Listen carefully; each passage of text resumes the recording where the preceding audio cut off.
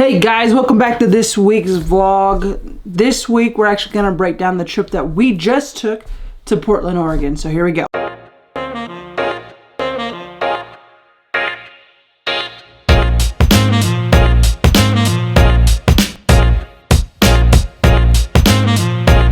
Alright, so just like in every vlog that we're going to do, we're going to break down the cost for us to get there and to stay there wherever we're going so you guys can replicate what we're doing. So first, the flights. The flight that we took for this one, it was actually going to be Alaska Airlines. Alaska is based out of Seattle, so a lot of times you can actually get some really cheap flights from Seattle to Portland or anything on the west coast over there.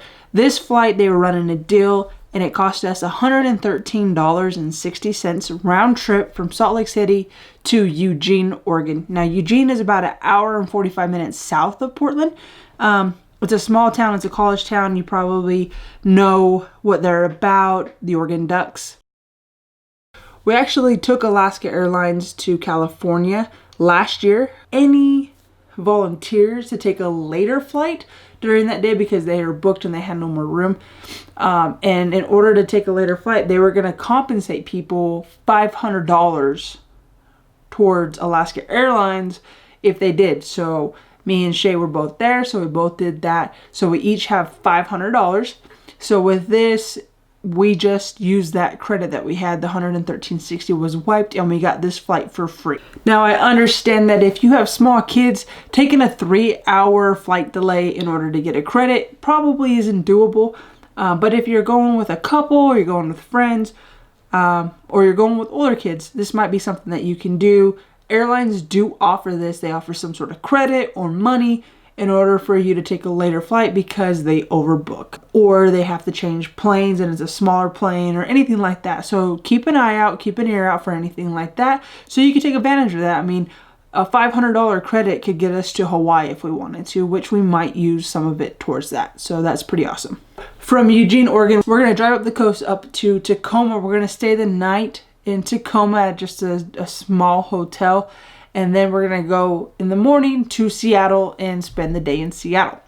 From Seattle, we're not going to stay there. We're just going to check out in the morning, the farmer's market and all that kind of stuff. And then we're going to come from Seattle down into Portland. The hotel that we decided to stay at this time, we actually found on booking.com.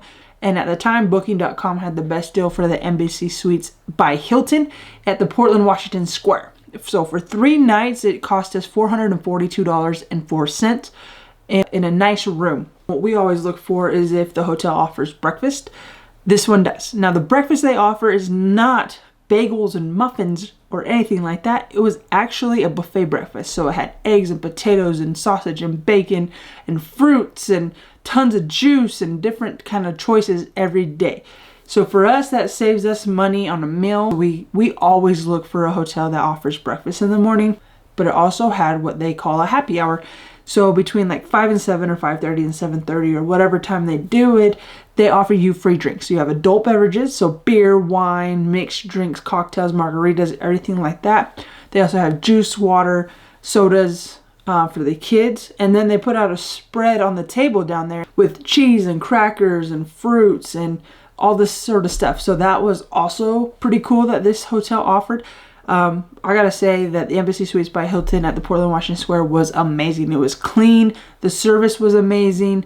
And like some hotels, what you need to look for, if you refuse service as far as changing your towels and your sheets, they'll, if you are a member of Hilton or anything like that, or if you have a account with them, they'll actually credit your account 500 points. Which is awesome. So also look for that when you're looking at hotels. For driving for 5 days and driving up the coast, we actually used Hotwire to find our rental car, and we were going to rent from Alamo. Now, Alamo was fantastic. Now, Eugene is a small airport, so when you get off the plane, the rental cars are right there. But she was super friendly. It took 10 minutes, if that, and that was just because there was a person in front of us. 10 minutes to get off the plane, grab our bag, grab the car, and then head out. It was easy. The return was easy. It was amazing. So the cost of this for 5 days to drive, $324.25. That's for a 5-day rental. which I thought was amazing. So altogether, we ended up spending about on just amenities, flights, hotels, car. We spent about $800 for 5 days.